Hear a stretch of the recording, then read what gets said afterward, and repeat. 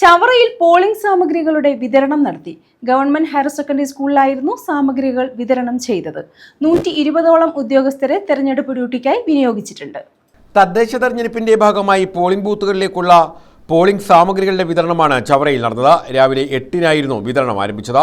Chavara government higher secondary സ്കൂളിൽ നിന്നാണ് block പരിധിയിലെ 5 ഗ്രാമപഞ്ചായത്തുകളിലേക്കുള്ള സാമഗ്രികൾ വിതരണം ചെയ്തത്. ഇതിനായി 120ലധികം ഉദ്യോഗസ്ഥരെ നിയോഗിച്ചിരുന്നു.